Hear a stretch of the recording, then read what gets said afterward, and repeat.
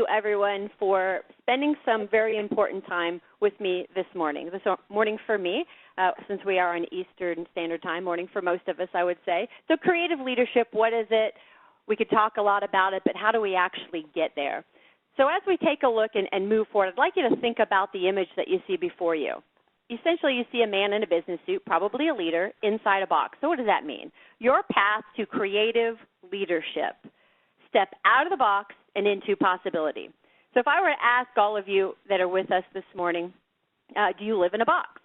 I'm sure your first thought would be, no, of course I don't. I live in a house, or I live in an apartment or condo, or wherever you live. But if I were to ask you, when is the last time you took a chance, challenged yourself, or reflected on your choice and decisions from a different angle? How would you answer? If you cannot remember the last time you did any of those things, that's living essentially inside a box, kind of an imaginary box, if you will, that represents your circumstances, your choices and decisions. It's so easy to get stuck inside a box. We're creatures of habit. It's easier and more comfortable to surround ourselves with the ways we've always done things, right? It feels, we don't like change a lot. We like to do things. Think about the last time you went to the gym, and I do this. I get on the same exact treadmill number 10. We're creatures of habit. And the way we've always done things has gotten us far, right? No, but it's the path to leadership. You have to step out of the box and into possibility. Accepting possibility as your norm is the only way that you will reach beyond this point today or even for success and significance in the future. So think about that. Let it resonate. Are you living inside a box? Are you stuck inside a box? What are we going to do to get out of that box?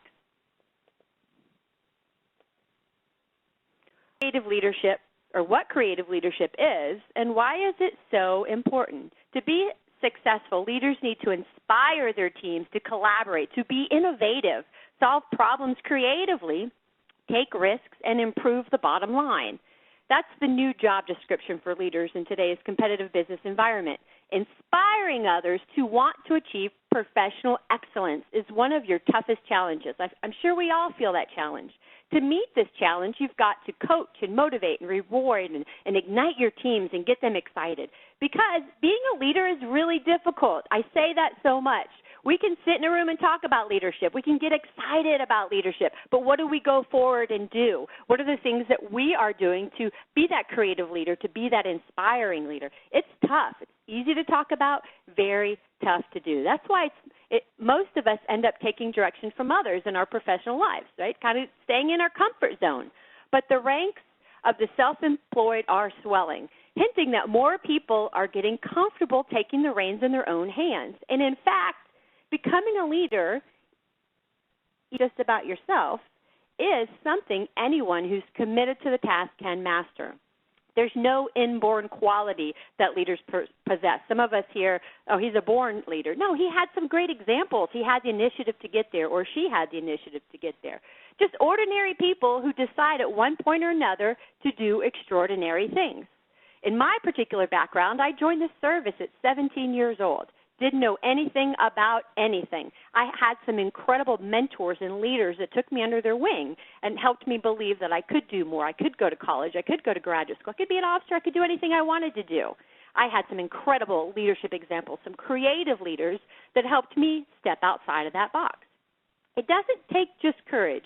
It demands creativity, the kind that you need to actively nurture and practice. It's an active engagement to be a creative leader. And I found in order to become that leader, you need to develop some certain qualities. You've got to tap into your creative intelligence in order to keep ahead of the crowd, to stay nimble, to inspire those around you, for you and the folks that you lead to push themselves, as the leaders that led me did. Creativity has always been in the heart of business. We know that. But until now, it hasn't been at the top of management agendas. It's kind of like the buzzword right now. By definition, the ability to create something novel and appropriate. Creativity is that. It is essential to entrepreneurship. It is essential to stay competitive in today's very competitive market. It gets the new business started, and it sustains that best companies' practices. After those companies have reached those global scale, they have to continually be moving forward. but perhaps because creativity was considered unmanageable or maybe even too elusive and intangible to pin down. Maybe that's why we've struggled with it. Or because concentrating on it produced less immediate payoff. We're always about that immediate payoff rather than improving the long-term execution. Creativity has, however, long been a focus of academics in fields ranging from anthropology to neuroscience, and has enticed management scholars as well. Therefore, a substantial body of work on creativity has been now available to any business person. So it's kind of working its way in there and allowing us to step back from the daily management and engage into questions. And that's suddenly very fortunate. That's exciting because that used to be the concern for many. The shift to a more innovative, driven economy has been a little abrupt. Today's execution capabilities are widely shared, and the life cycles of new offerings are short. So as competition turns into a pointed question, as it turns into a game who can generate the best and the greatest number of ideas, creativity scholars are being asked about their research. How do you get there? How do we do that? So what does this mean, and how relevant is it to you today? Does it offer guidance on decisions that leaders in creativity-dependent businesses have to make? I say yes. So then how do we get there? Let's first take a look then at some of the traits that are seen in creative leaders. These are just some traits, creative traits. So let's think about it first. Folks who can rattle some cages, right? Change is constant. In the natural world or in politics and business, the only thing that stays the same is the fact that nothing stays the same. We've all heard that. Some people wait until they're propelled into leadership positions by forces around them. But really, let's think about some of the best leaders from Joan of Arc to Martin Luther King Jr.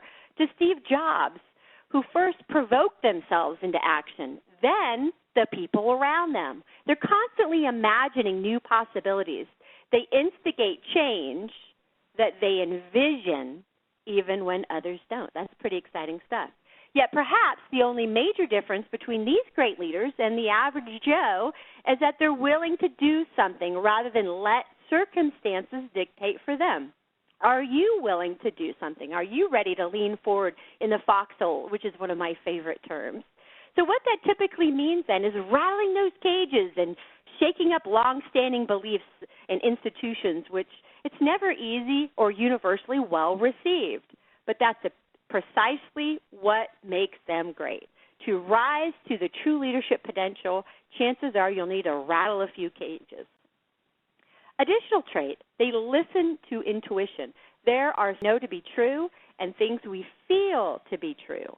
Thanks to our education, most of us tend to lean on our existing knowledge base to solve problems and make decisions.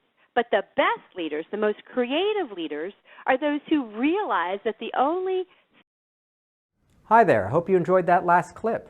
My name is Michael Maludis, and if you'd like to watch the full 60 minutes of that last webcast, while also gaining complete unlimited access to our entire library of IT learning, simply visit our subscribe page at greatpro.org/subscribe.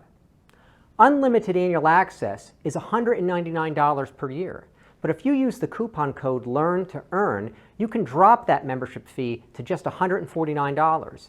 That's less than $13 per month for unlimited access to over 1,000 hours of on-demand career development, covering the entire spectrum of IT management best practices, including business analysis and requirements, software development, quality and testing, risk management, process improvement, project management, and even digital transformation. But your membership doesn't just give you unlimited access to our vast learning library. You also get free access to our mobile app, as well as direct access to our network of over 300 of the world's leading IT consultants, all of whom are dedicated to putting practical knowledge at your fingertips so that you can learn more and earn more. I hope you will join me in becoming a member of the Great IT Professional and advancing your career with us. And if you're on YouTube, don't forget to hit that subscribe button above so that you get notified whenever we publish new free webcasts each week of the year. Thank you for your time and best wishes for your continued success.